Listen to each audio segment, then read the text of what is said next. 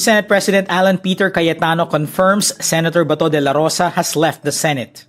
President Ferdinand Marcos Jr. says he did not order the arrest of Senator Bato Dela Rosa. Luzon and Visayas power grids are under red and yellow alerts due to insufficient supply. China's Xi Jinping tells Donald Trump trade talks are progressing but warns tensions over Taiwan could lead to conflict. And CHED postpones the pilot testing of the reframed general education curriculum amid concern from universities and teachers.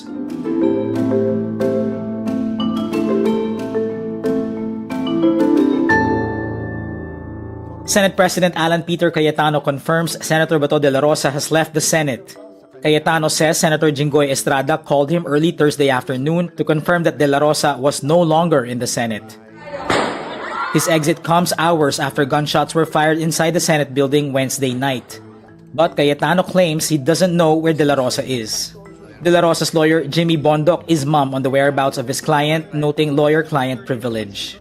Kausap ko at nag-text sa akin yung kanyang wife. Tapos eto sabi niya sa akin, "It is for this reason I am sure that Ronald made his in quotation mark escape.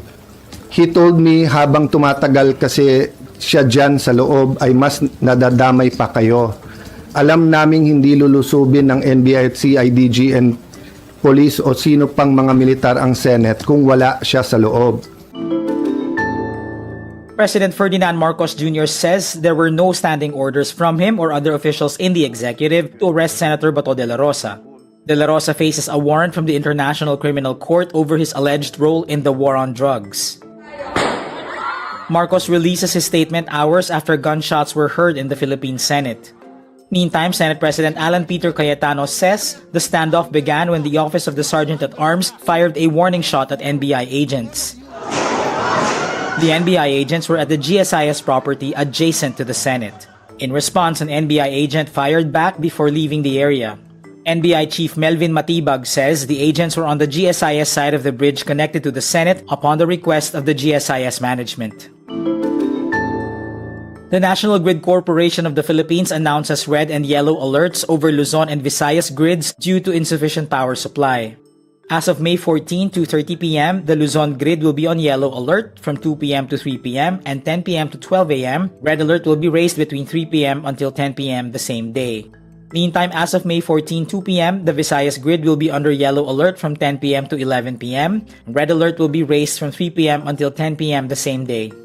The NGCP says 14 power plants in Luzon are running on derated capacities, while Visayas has 12 power plants running on derated capacities and 11 plants on forced outage since March.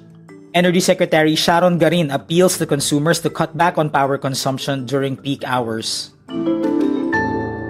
China's Xi Jinping tells US President Donald Trump trade talks are making progress at the start of a two-day summit. But Xi cautions disagreement over Taiwan could send relations down a dangerous path and even lead to conflict. The talks are set to cover the fragile trade truce, the Iran war, and US arms sales to Taiwan. With his approval ratings dented by his entanglement in the Middle East, Trump's anticipated trip to China has taken on added significance. Trump is also expected to ask for China's help to resolve the costly and unpopular conflict. But analysts say he is unlikely to get the support he wants. For Xi, U.S. arms sales to Taiwan, the democratically governed island claimed by China, will be a top priority. China reiterated on Wednesday its strong opposition to the sales, with the status of a $14 billion package awaiting Trump's approval still unclear. The U.S. is bound by law to provide Taiwan with the means to defend itself, despite a lack of formal diplomatic ties. The Commission on Higher Education will not conduct pilot testing of the proposed reframed general education curriculum. This comes after teachers, students, and advocacy groups filed a petition and position papers asking CHED not to proceed with the curriculum overhaul. The proposed curriculum seeks to reduce general education units from the current 36 to 18. CHED Chairperson Shirley Agrupis says the pilot implementation for the reframed GE curriculum will be moved to 2028 instead. Agrupis says this move will give them time to analyze and study the different manifestations. The decision is the result of the meeting between CHED, the Department of Education, the Second Congressional Commission on Education, and the Teacher Education Council. These bodies will also create an interagency technical working group to examine the position papers on the proposal. As of now, over 250 higher education institutions submitted their stances on the proposed overhaul. And that's today's wrap. I'm JC Gotinga. Thank you for watching. Click the link below for the full story. For more updates, download the wRap.